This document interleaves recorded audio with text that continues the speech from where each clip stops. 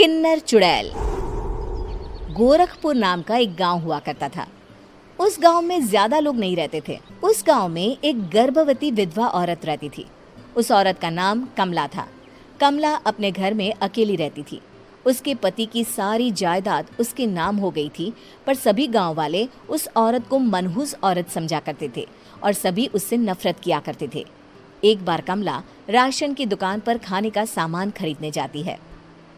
भैया जी, जरा 1 किलो दाल चावल देना। अरे हाय हाय हाय हाय हाय हाय!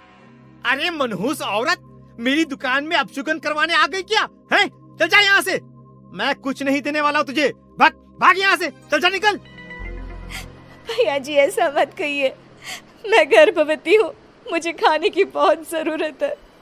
मुझे खाना दे दीजिए।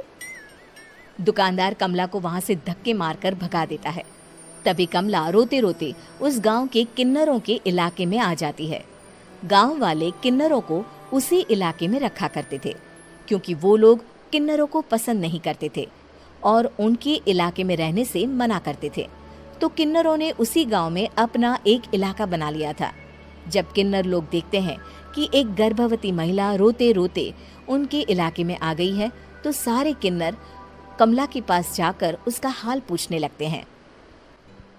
क्या हुआ बहन, तुम्हारी गर्भवती अवस्था में इतनी बुरी हालत कैसे है? तुम रो क्यों रही हो?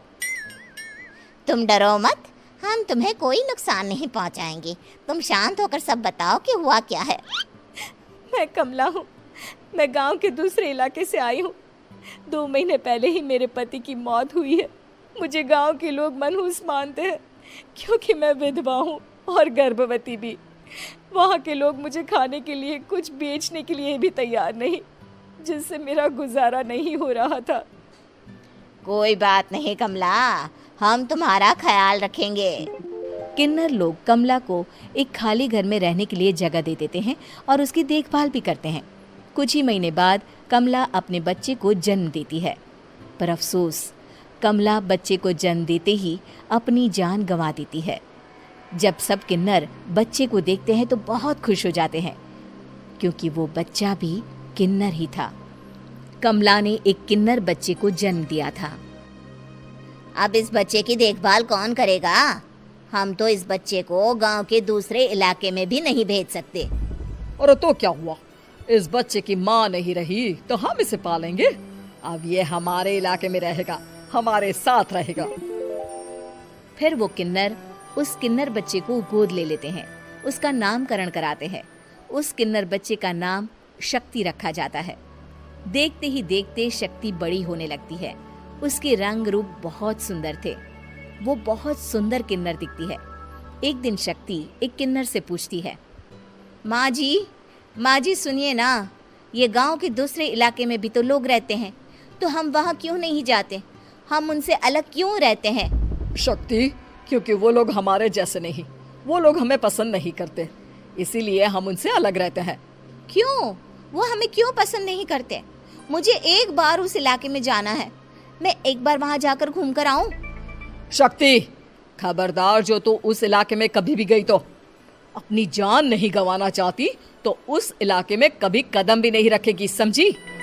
इतना कहकर वो किन्नर वहाँ से चली जाती है। शक्ति उस किन्नर की बात सुनकर बहुत रोती है। माँ जी, ऐसा कैसे कह सकती है? उन्होंने इतनी सी बात के लिए मुझे इतना डांटा। अब तो मैं उस इलाके में जरूर जाऊंगी। फिर एक दिन शक्ति गांव के दूसरे इलाके में चुपके से जाती है। ये लोग तो हमारे जैसे ही इंसान हैं, तो ये हमसे नफरत क्यों करते हैं? जब शक्ति उस इलाके में पहुंचती है तो गांव के सारे आदमी उसके रूप से मोहित हो जाते हैं। वो लोग ये अंदाजा नहीं लगा पाते कि वो किन्नर है।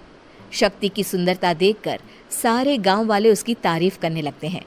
तभी गांव का चक्कर लगाने गांव के जमींदार का बेटा हर्ष वहां पहुंचता है। हर्ष भी दिखने में बहुत सुंदर होता है। जब हर्ष ने शक्ति को देखा तो वो भी उससे मोहित हो गया, और जब शक्ति की नजर हर्ष पर पड़ी तो वो हर्ष को देखकर मोहित हो गई। आपको पहले कभी इस गांव में देखा नहीं। इस गांव में आप नए हैं क्या? जी नहीं, वो मैं बस। तभी शक्ति बोलते बोलते रुक जाती है और मन में सोचने लगती है, अगर मैंने इनको बता दिया कि मैं दूसरे इलाके से आई हूँ तो वो समझ जाएंगे कि मैं किन्नर हूँ, इसलिए मुझे इनसे झूठ ही बोलना पड़ेगा।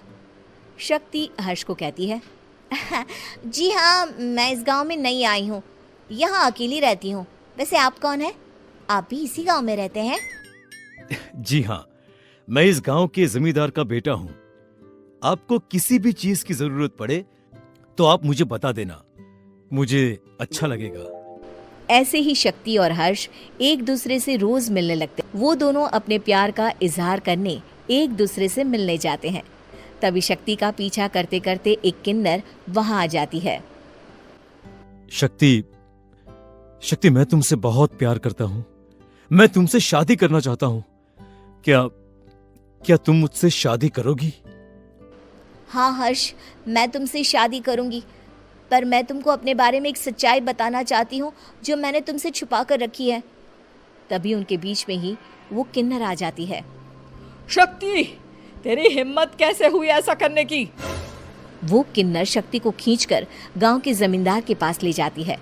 हर्ष भी वहां शक्ति को बचाने के लिए पहुंच जाता है। जमींदार शक्ति और हर्ष के प्यार के बारे में सुनकर गुस्से में आ जाता है और शक्ति को गांव के बाहर निकालने की सजा देता है। शक्ति ये बात सहन नहीं कर पाती और कुएं में कूदकर अपनी जान दे देती है। जमींदार हर्ष की शादी गांव की एक लड़की से करवा देता है, पर हर्ष इस शादी से खुश नहीं होता। शक्ति अपना बदला लेने के लिए मरने के बाद किन्नर चुड़ैल बन जाती है। अब मैं इन गांव वालों को नहीं छोड़ूंगी, अब इनसे मैं अपने प्यार का बदला लूंगी। किन्नर चुड़ैल गांव वालों को परेशान करना शुरू कर देती है। एक बार वो रात को गांव के खेतों में पहुंच जाती है और वहां आग लगा देती है। सारी फसल जल के राख हो जाती है। जब एक आदमी रात को उठकर देखता है कि खेत में आग लग गई है तो वो वहां पहुंच जाता है। वो देखता है कि खेतों के बीचों बीच एक किन्नर चुड़ैल खड़ी है और वहां खड़े होकर ताली बजा रही है। गांव वाला किन्नर चुड़ैल को देखकर बेहोश हो जाता है। जब सुबह उस आदमी को होश आता है तो वो सीधा जमींदार के पास जाता है। अरे जमींदार साहब, अरे वो किन्नर चुड़ैल ने मेरी सारी फसल जला दी। अब मैं क्या करूंगा? क्या होगा मेरा? जमींदार चुड़ैल किन्नर का नाम सुनते ही सब कुछ समझ जाता है। अब वो बहुत डर जाता है। उसी रात को जब जमींदार डर के मारे अपने कमरे में सो नहीं पाता, तभी वहां अचानक से किन्नर चुड़ैल आ जाती है। किन्नर चुड़ैल जोर जोर से जमींदार के आगे खड़ी होकर हंसने लगती है और ताली बजाने लगती है। जमींदार उस डरावनी किन्नर चुड़ैल को देखकर बहुत डर जाता है। तूने मेरे साथ बहुत बुरा किया, अब मैं तुझे जान से मार दूंगी। नहीं नहीं नहीं नहीं नहीं, मुझे माफ कर दो, मुझे मत मारो। मैं कभी ऐसा दोबारा नहीं करूंगा। अब तुम जो बोलोगी वही मैं करूंगा। ठीक है, मैं चाहती हूँ कि किन्नर इलाका गांव के इलाके से जुड़े और गांव का कोई भी आदमी किन्नर समाज से द्वेष ना करे, उससे नफरत ना करे, नहीं तो मैं सारे गांव को मार दूंगी। और तुम गांव में एक नया कानून बनाओ कि अगर किसी ने भी किन्नर समाज को हानि पहुंचाने की कोशिश भी करी या इनसे भेदभाव करने की भी कोशिश करी तो उनको कड़ी से कड़ी सजा मिलेगी। हाँ हाँ हाँ हाँ, मैं ऐसा ही करूंगा। तुम जो बोलोगी वो मैं करूंगा, पर मुझे जाने दो प्लीज। तब वो किन्नर चुड़ैल वहां से चली जाती है। गांव का जमींदार किन्नर चुड़ैल का कहा मानते हुए दोनों इलाकों को एक कर देता है और नया कानून भी लागू कर देता है। तब से वहां किन्नर समाज और बाकी गांव वाले शांतिपूर्वक रहने लगते हैं।